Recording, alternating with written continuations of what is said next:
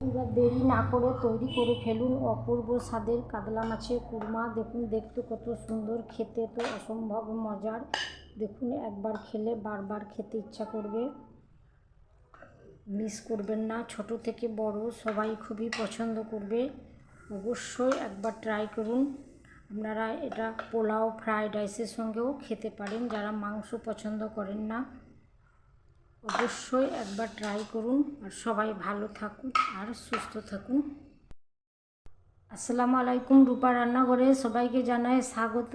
আপনারা সবাই কেমন আছেন? আলহামদুলিল্লাহ আমি খুব ভালো আছি। এখানে আমি কাতলা মাছ নিয়েছি। এখানে আমি 5 পিস কাতলা মাছ নিয়েছি, নুন হলুদ দিয়ে মেখে রেখেছি। এখানে কড়াই বসিয়ে দিয়েছি। কড়াইয়ের মধ্যে দিয়ে দিচ্ছি তেল।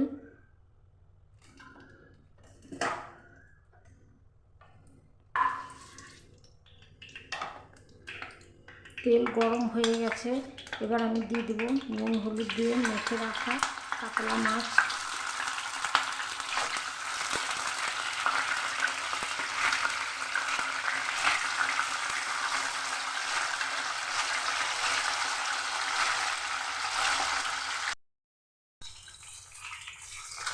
আর উল্টে দিয়ে এভাবে ভেজে নেব।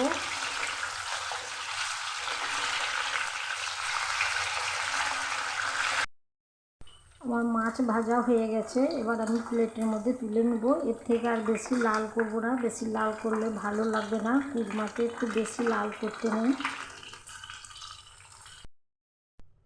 এবার মাছ ভাজার তেলের মধ্যে আমি দিয়ে দিচ্ছি পেঁয়াজ বাটা।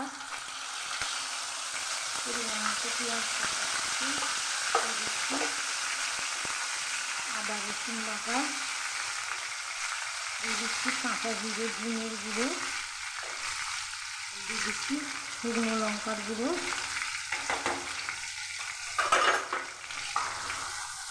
মশলা ভেজে নেব। মশলা ভাজা হয়ে গেছে, মশলা থেকে তেল ছেড়ে দিয়েছে। এবার আমি দিয়ে দিচ্ছি পরিমাণ মতো জল দিচ্ছি।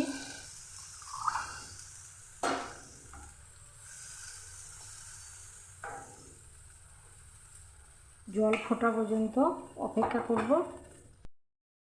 জল ফুটে উঠেছে। এবার দিয়ে দিচ্ছি ভেজে রাখা মাছ। মাছ দিয়ে 2 মিনিট ঢেকে জাল করে নেব। এবার এখানে আমি ফেটানো টক দই নিয়েছি, ঘরে পাতা ফেটানো টক দই দিয়ে দিচ্ছি।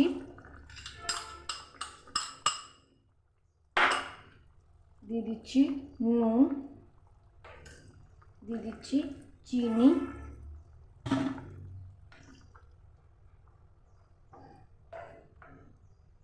আমি ঢেকে আরও।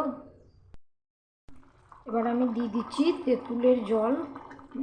কুরমাতে অবশ্যই তেঁতুলের জলটা দিবেন। 2 চামচ মতো তেঁতুলের জল দিয়ে দিলাম। একটু ভালো করে নাড়িয়ে আমি আর 1 মিনিট ফুটিয়ে নিচ্ছি। সসপ্যান বেশি দিয়েছি কয়েকটা পেঁয়াজ কুচি আর দিয়ে দিচ্ছি গাওয়া ঘি দিয়ে একটা বেরেস্তা তৈরি করে নিচ্ছি। এবার বেরেস্তা দিয়ে দিচ্ছি, একটু ভালো করে নাড়িয়ে নিচ্ছি। এবার গ্যাস বন্ধ করে ঢেকে দমে 5 মিনিট রেখে দিচ্ছি।